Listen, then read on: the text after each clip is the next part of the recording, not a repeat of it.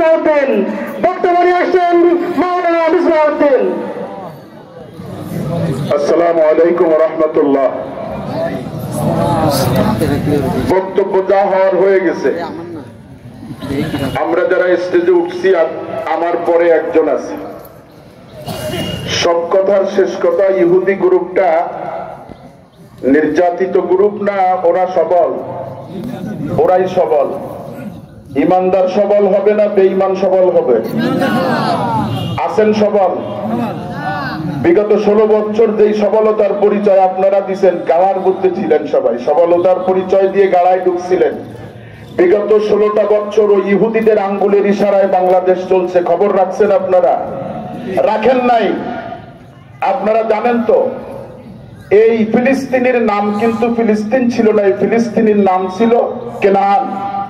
এই কেনান, এ বছর কেনানে হাজার হাজার নবী রাসূলের জন্ম।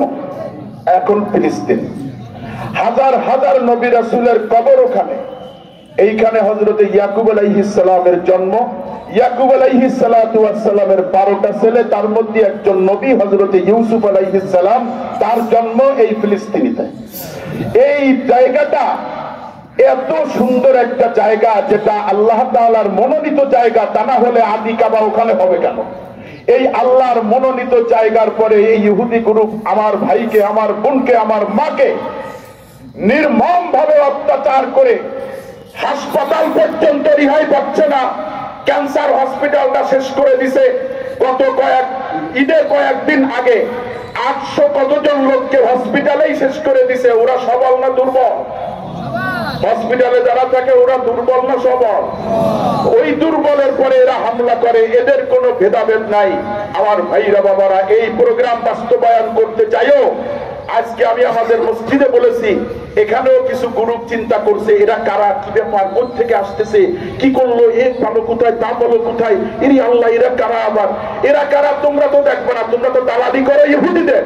আমরা দালালি করি এক কথা, স্লোগান আগে না, আমরা দালালি করি মুহাম্মদুর রাসূলুল্লাহ।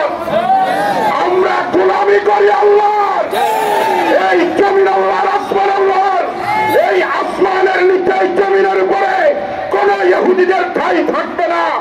হিটলার 2 লক্ষ শেষ করে বলে গেছিল, যা রেখে গেলাম ভালো করে দেখে নাই এদের অভ্যাস কি। হিটলার এটা বলে গেছে। আমার ভাইরা বাবারা, শেষ কথা এটাই, আসতেছে আগামী নির্বাচন। এই নির্বাচনে ইহুদিদের দালালদের ঠাঁই বাংলাদেশে দেওয়া হবে না। কোন ইহুদি নাসারার ঠাঁই দেওয়া হবে না। এবার এই নির্বাচন বাংলাদেশের উলামায়ে কেরামগণ বুকে কোরআন বন্ধে নেমে যাবে। সংসদের পরে ইসলামের কলমা লেখা পতাকা উঠবে। এই শপথ নিয়ে আজকে বাড়ি যেতে হবে। কে কে রাজি হাত উঠান? আমিন।